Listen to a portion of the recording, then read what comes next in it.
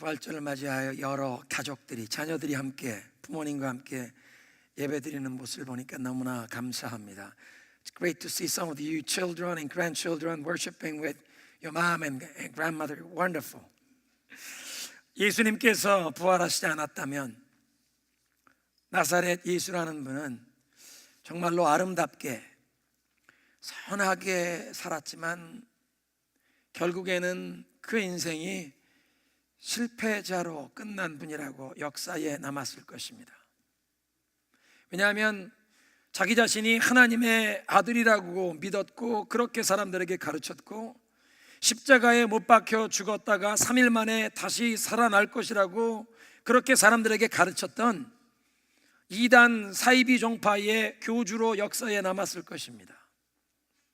그런데 오늘 천사가 얘기했던 그분이 여기 계시지 않다, 그분이 다시 살아나셨다는 이 한마디에 예수 그리스도의 스토리는 이 온 인류 역사의 가장 위대한 기쁜 소식이 된 줄로 믿습니다. 과연 예수님이 다시 부활하셨다는 이 이야기가 21세기를 살아가는 저와 여러분에게는 어떤 의미가 있습니까? 첫째로 예수님께서는 오늘도 살아계시다는 것입니다. 천사가 얘기했는데 여기 계시지 않다, 다시 살아나셨다는 말씀은 예수님께서 다시 살아나셔서 지금도 살아계시고 오늘도 우리가 만나야 하는, 오늘 이 자리에서 만나볼 수 있는 분인 줄로 믿습니다. 이게 부활절의 가장 중요한 소식입니다. 예수님은 그냥 2000년 전에 다시 살아나셨다, 역사의 옛날 이야기가 아니라 2000년 전에 다시 살아나셨다가 역사에 사라진 어떤 위대한 인물이 아니라 지금도 살아계시고 지금도 우리의 찬양과 경배를 받으시고 지금도 우리의 기도를 들으시고 그 기도에 응답하시는 살아계신 분, 우리가 오늘 꼭 만나야 하는 분인 줄로 믿습니다. 성경은 예수님이 부활하셨던 그 순간을 어떻게 예수님이 부활하셨나 자세하게 기록하지 않습니다. 예수님이 부활하시는 그 장면을 목격한 목격자가 없기 때문입니다. 어쩌면 이렇게 부활하신 순간에 어떻게 예수님이 부활하셨나를 자세하게 기록할 수 없다는 것이 신약 성경의 정확성, 역사적인 사실성, 그 진실성을 더 입증하는 것이겠습니다. 예수님의 부활을 누가 조작해서 꾸며낸 이야기로 기록하려고 했다면 그분이 어떻게 부활하셨는지를 듣는 사람들이 쉽게 이해할 수 있도록 정말 그럴싸하게 상상력을 가지고 이 이야기를 다 적어서 끼워 맞췄을 것입니다. 그런데 부활하신 순간에 그 기록이 없는 것뿐만 아니라 신약 성경에 있는 사복음서를 읽어보면 부활하신 날 그날 사건의 기록에 조금씩 차이가 있습니다. 오늘 우리가 읽었던 마가복음에 보면 그 부활하신 아침에 무덤을 찾아갔던 여인들을 만났던 천사는 한 명인데 누가복음의 기록을 보면 광채 나는 하얀 옷을 입은 두 청년이, 천사 두 명이 저들을 무덤에서 맞이했다는 것입니다. 복음서에 나타나는 이런 차이점은 제자들이 예수님의 부활을 조작한 것이 아니라, 그래서 서로 입을 맞춰서 꾸며낸 이야기가 아니라 역사적인 실제 사건을 자기들이 보고 경험했던 그대로 가능한 한 솔직하게 그대로 기록했다는 증거입니다. 사실 이 사복음서는 복음서에 기록된 일들이 그 일이 일어나는데 신문 기사가 나가듯이 보도가 되듯이 그때 바로 기록된 것이 아니라 이 모든 일들이 일어난 20년, 30년 뒤에 기록된 것입니다. 12 제자들이 하나씩 둘씩 순교당하고 또 예수님을 직접 따라다니던 그 제자 훈련 1기생, 초대교회의 그 신앙의 1세대들이 점점 연로해져 가면서 그들이 직접 보고 들었던, 자기들이 경험했던 그 예수님의 말씀, 예수님이 행하신 모든 일들을 기록으로 다음 세대에 남기기를 원해서 그것을 기록했던 것이 사복음서가 된 것입니다. 그러니까 예수님 십자가에 고난 당하실 뿐 아니라 3일 만에 부활하신 사건이 일어난 20년, 30년 후에 제자들이 성령의 인도하심을 따라서 과거를 회상하며 자기들이 경험했던 것을 그대로 기록한 것이 사복음서가 된 것입니다.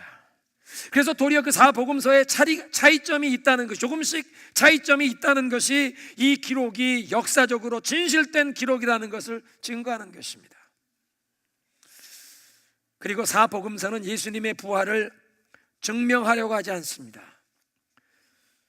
지금도 살아계셔서 원하기만 하면, 마음을 열기만 하면 만나보실 수 있는 그분을 소개하는 것으로 만족해하는 것입니다. 예수님을 직접 만나보면, 예수님과 교제하게 되면 예수님이 어떻게 부활하셨나 그 사실을 알지 못해도 예수님이 살아계신 것을 알게 되고 그분과 교제할 수 있기 때문에, 그분과 교통할 수 있기 때문에 그냥 예수님을 소개하는 것으로 만족하는 것입니다. 여러분, 우리가 어떻게 예수님이 부활하신 것을 믿을 수 있습니까? 예수님 부활하시는 그 현장에 목격자로 우리가 그때 있지 않았을지라도 예수님 부활하신 것을 믿을 수 있다는 것은 오늘 아침에 해가 동쪽에서 저 마운트 레이니어 뒤에서부터 떠오르는 걸 보지 못한 분도 아침에 일어나서 온 천하가 밝아 있는 것 보면, 아, 오늘 아침에 동편에서 해가 떠올랐구나 알 수 있는 것처럼 우리 주변에 예수님 때문에 내 죄가 사함받았다는, 그래서 마음의 평안과 놀라운 기쁨을 느끼는 사람, 예수님 때문에 내가 하나님의 사랑을 받고 있다는 그런 확신 때문에 인생이 변화된 사람들을 만나면, 아, 예수님이 살아계시구나, 우리도 믿을 수 있다는 것입니다. 예수님이 부활하셨다는 것은 그분이 오늘도 살아계셔서 저와 여러분이 원하기만 하면 만날 수 있는 줄로 믿습니다. 사실 우리가 그 예수님을 만나보기 원하는 것보다 예수님께서 우리를 더 만나주시기를 원하시는 줄로 믿습니다. 우리를 만나주시고 우리의 선한 목자가 되셔서 우리의 인생길을 인도해 주시기를 원하시는 그 예수님의 마음을, 그래서 요한계노니 누구든지 내 음성을 듣고 그 문을 열면 내가 그에게로 들어가 그와 더불어 먹고 마시고 그는 나와 더불어 먹고 마시리라. 오늘도 우리의 마음의 문을 열기만 하면 예수님께서는 우리의 삶에 찾아와 주시는 분인 줄로 믿습니다.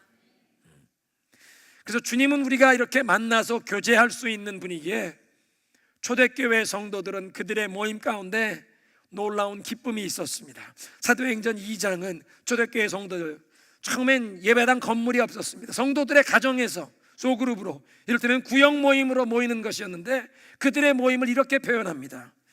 집에서 떡을 떼며 기쁨과 순전한 마음으로 음식을 먹고, 여기에 떡을 뗀다는 말은 예수님께서 저들에게 마지막 최후의 만찬을 통해 그 성찬 예식을 가르쳐 주신 것을 여러 가정에서 구역마다 모여서 예배드리면서 떡을 떼는 성찬식을 했다는 것입니다. 그런데 예수님께서 그냥 십자가에 죽으신 것으로 끝났다면 그 성찬식은 그저 근엄한 슬픈 그런 의식으로 끝났을 것입니다. 그런데 예수님께서 죄와 사망 권세를 깨뜨리시고 부활하심으로 말미암아 예수님께서 우리를 위해 몸 버려 피 흘려 생명을 주신 그것을 기념하는 성찬식이 슬픔만이 아니라 기쁨의 잔치가 된 줄로 믿습니다. 기쁨으로 떡을 떼었다는 것입니다. 부활하신 주님께서 저들 가운데 임재해 계셨기 때문입니다. 죽어버리고 끝난 분을 그냥 기념하는 슬픈 엄숙한 종교의식이 아니라 살아계신 예수님의 임재를 기뻐하는 그런 예배가 된 줄로 믿습니다. 그래서 신약시대, 신약교회의 예배는 엄숙하고 경건한 의식이 아니라 도리어 예수님의 그 부활하신 주님의 임재를 기뻐하는 축제, 잔치가 되어야 하는 줄로 믿습니다. 한번 따라하겠습니다. 오늘도 예수님을 만나 기쁨으로 잔치합시다. 기쁨으로 교제합시다. 할렐루야. 그러니까 영어로 표현하면 Let's party. 주일 예배가 엄숙한 예배만, 경건한 예배가 아니라 주님 부활하셨기에 기뻐하며 감사하며 찬양하며 춤추며 기뻐해야 할 줄로 믿습니다. 그래서 고린도전서 15장 사도 바울이 말씀하셨습니다. 만약 예수님께서 부활하시지 않았다면, 예수님의 부활이 사람들이 꾸며낸 이야기 픽션이라면 우리가 전하는 복음, 전도와 선교, 이 모든 것은 다 거짓말이요 시간 낭비이며 온 세상 모든 사람들 가운데 그리스도를 믿는 우리가 가장 불쌍한 사람들이라. 그리스도가 만약 부활하지 않았다면 우리의 죄 문제가 아직도 해결되지 못하여 우리는 아직도 정죄감, 이 절망 가운데 살고 있을 것이요, 크리스찬들은 하나님의 이름을 빙자하여 거짓말하는 거짓말장이 사기꾼이라. 그런데 그리스도께서 부활하셨기에 우리는 그 부활하신 예수님을 만나 교제할 수 있고 우리의 모든 죄 문제, 과거, 현재, 미래의 모든 죄 문제가 예수님께서 해결해 주신 것이며 예수님께서 죄와 사망의 권세를 깨뜨리셔서 우리에게 이 모든 죽음의 두려움을 거두어 주셨고 또 우리도 부활할 소망을 예수님이 분명하게 보여주셨느니라. 또 모든 연약함과 죄의 유혹을 물리칠 수 있는 힘과 능력을 예수님이 우리에게 주신다. 고린도전서 15장의 사도 바울의 증거입니다. 예수님 부활하셨기에 오늘도 살아계시고 우리가 동행하시는 줄로 믿습니다.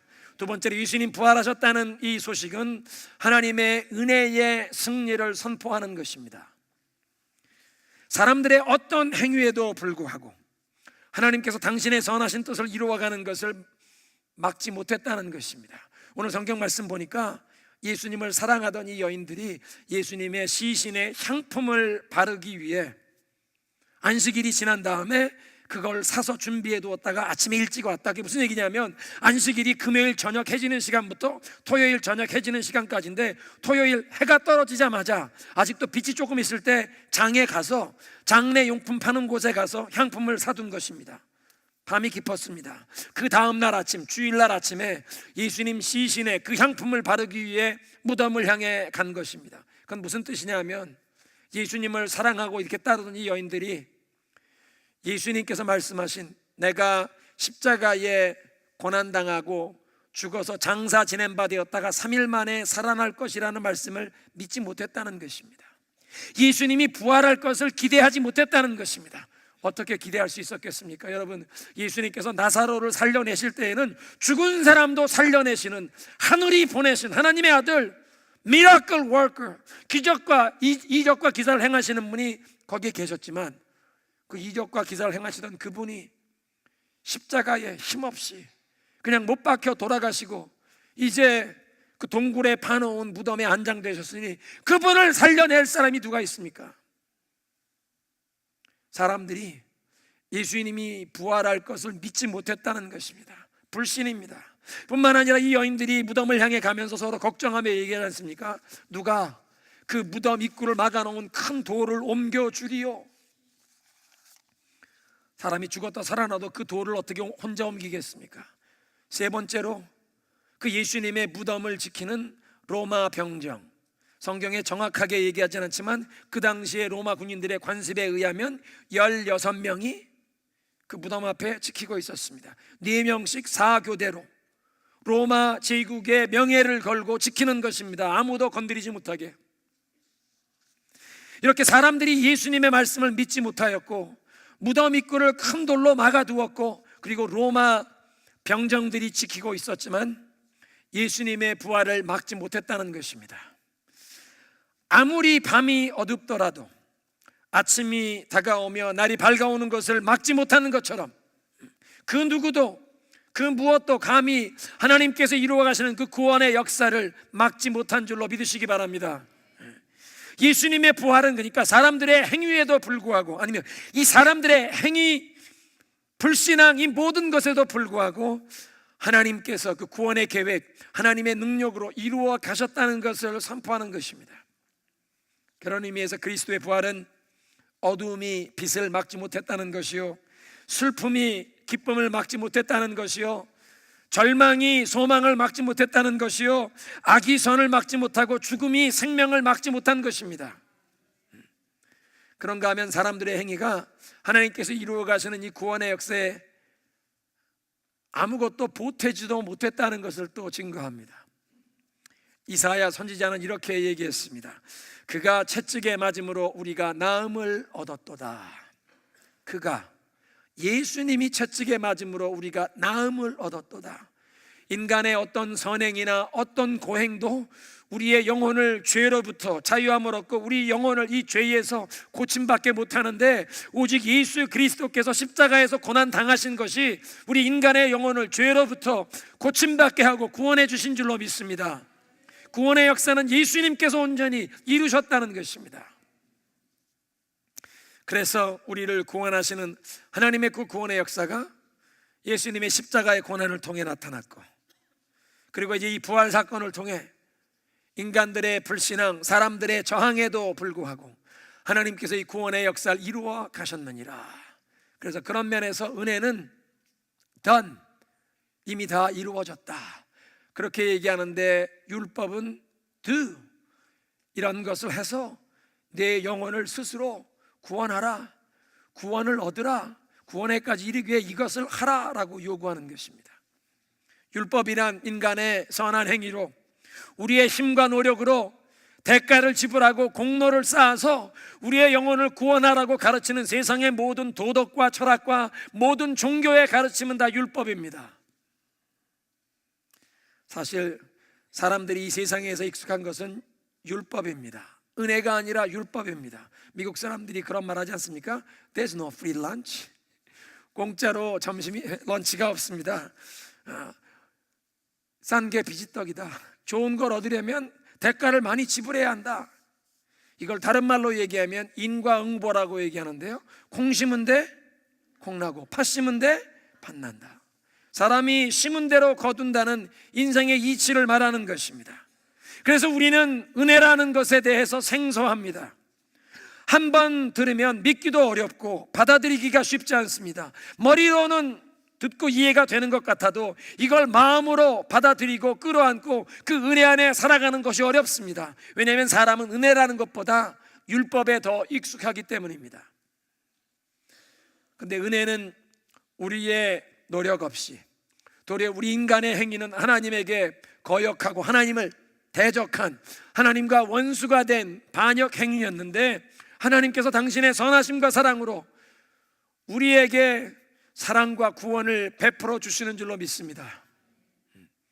받을 자격이 없는 자에게 하나님이 사랑을 베푸시는 것이요, 무조건적인 사랑을 주시는 것입니다. 자기 자신을 내어주시는, 자신을 희생하시는 그 아가페의 사랑을 주시는 것입니다. 그래서 그리스도의 부활은 인간의 모든 허물 많고 부족한 행위에도 불구하고 하나님께서 예수 그리스도 안에서 구원의 역사를 이루시고 그 은혜를 우리에게 베풀어 주신다는 것입니다. 한번 따라하겠습니다. 하나님께서 다 이루셨습니다. 자격 없는 자에게 구원을 베푸십니다. 믿으십니까? 이것이 하나님의 은혜의 승리를 선포하는 것입니다. 그래서 부활절 이후로 그리스도인들의 안식일은 토요일에서 주일로 바뀐 것입니다. 본래 유대인들은 모세에게 가르침을 받은 이후로 이 안식일이 7일째 날이었습니다. 6일 동안 열심히 일하고 제 7일째 쉬면서 안식하는 날로 안식일을 지켰습니다. 그런데 이제 그리스도인들은 이 제 7일째, 금요일 저녁 해지는 시간부터 토요일 저녁 해지는 시간까지를 안식일로 지키는 것이 아니라 예수님께서 안식 후 첫날 아침에, 주일 아침에 부활하신 것을 기념하여 이 제 7일째가 아니라 제 8일째 안식 후 첫날 함께 모여 예수 그리스도의 그 부활의 승리를 기억하며 기념하며 예배를 드리기 시작했다는 것입니다. 그래서 그리스도인들에게 이제 새로운 안식일이 주의 날, The Lord's Day, 주님의 날이 된 것입니다.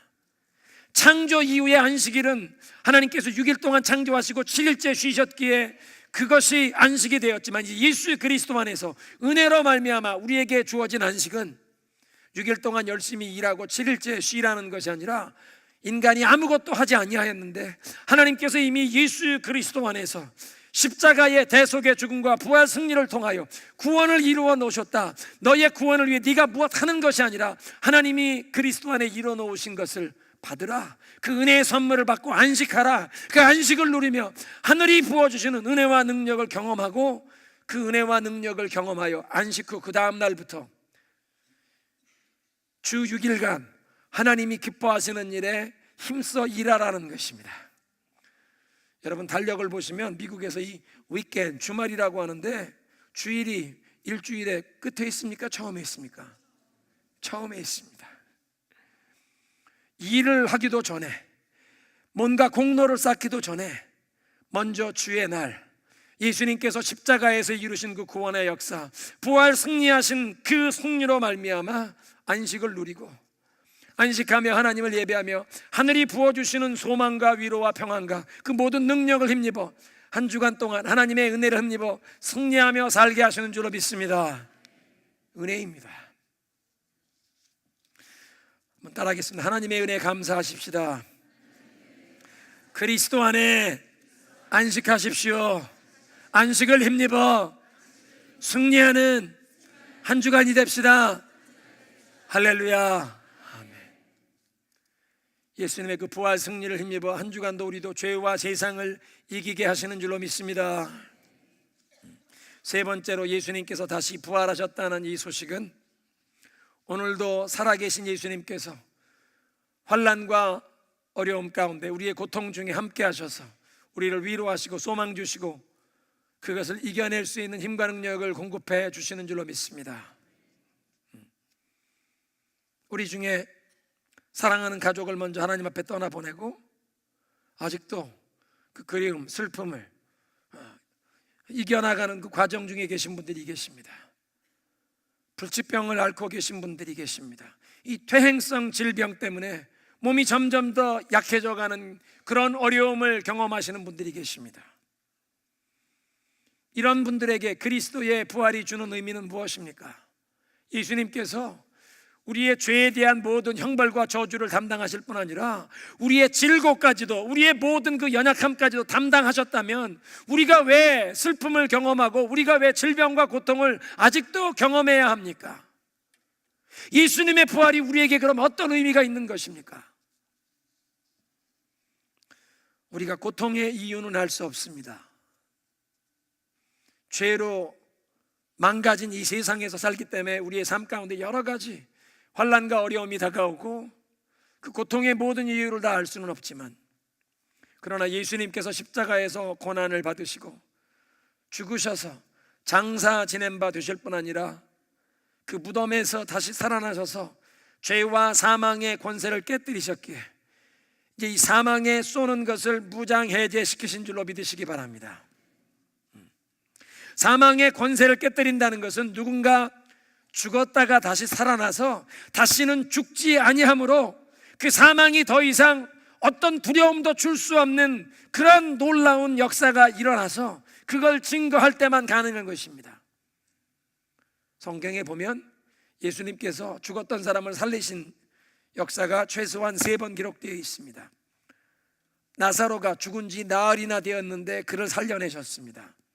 야이로의 12살 난 딸을, 죽었던 딸을 살려주셨습니다. 나인이라고 하는 성에 방문하셨다가 과부의 아들 장례식이 진행되는 것을 보고 그 어머니가 슬피 우는 모습을 보고 그 아들을 살려주셨습니다.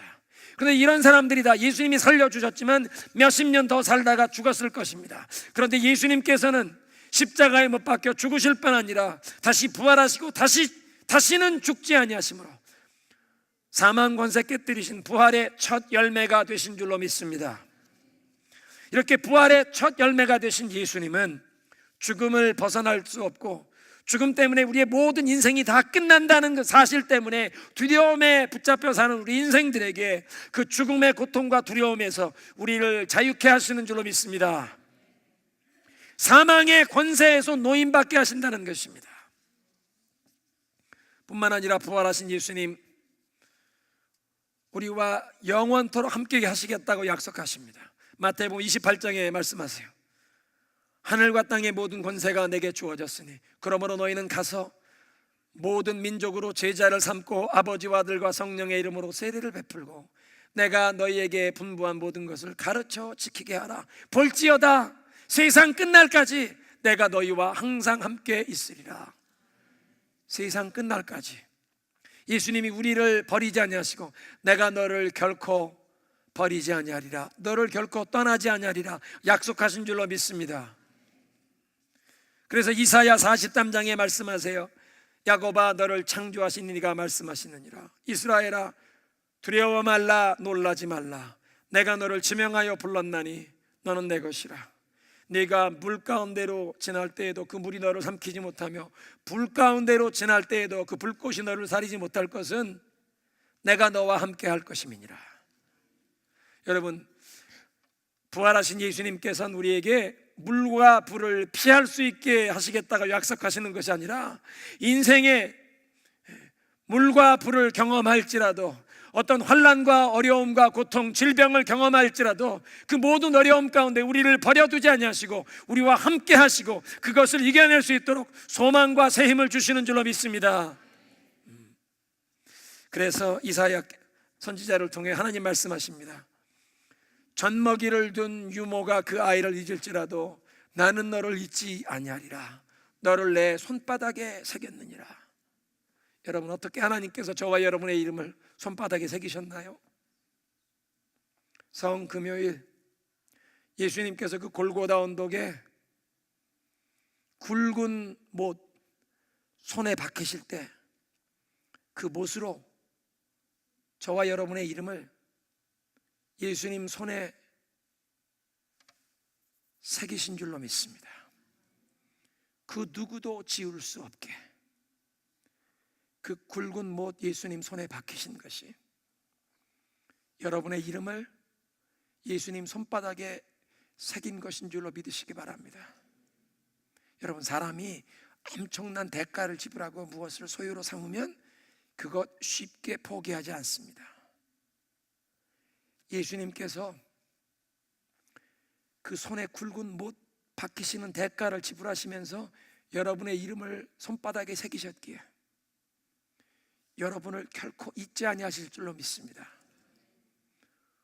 오늘부터 여러분의 인생의 여정 가운데 어떤 큰 환난과 어려움을 당하면 하나님이 나를 잊으셨나? 하나님이 날 버리셨나? 그런 질문이 찾아올 때가 있을지도 모르겠습니다. 잊지 마십시오. 골고다 언덕에 예수님을 바라보시기 바랍니다. 십자가에 예수님을 바라보시기 바랍니다. 예수님 손에 박힌 그 못은 여러분의 이름을 예수님께서 손바닥에 새기셔서 결코 여러분을 잊지 아니하시고 결코 여러분을 포기하지 아니하실 줄로 믿으시기 바랍니다.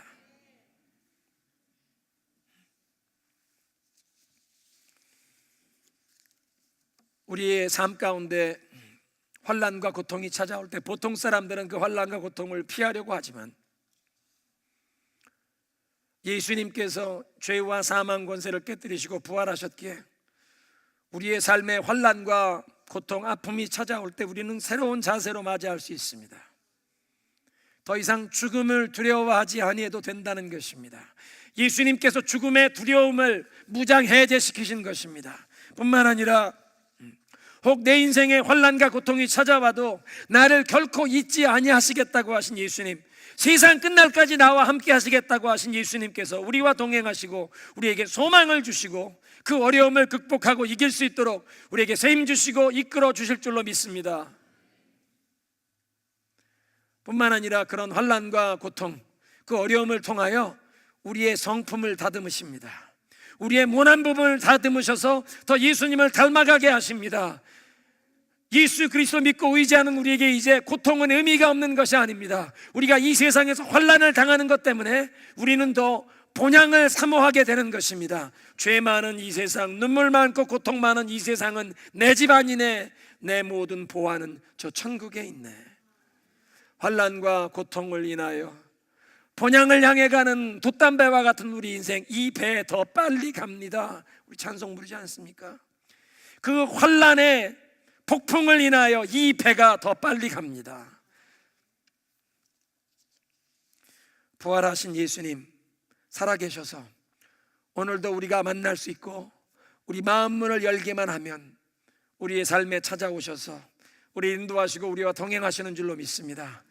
예수님께서 그 죄와 사망의 권세를 깨뜨리시고 무덤에서 부활하셨다는 것은 하나님의 은혜의 승리를 선포하는 것입니다. 인간들의 불신앙과 모든 허물 많은 부족함에도 불구하고 하나님의 그 구원의 역사가 우리의 삶에 펼쳐지는데 아무도 막지 못한 것입니다.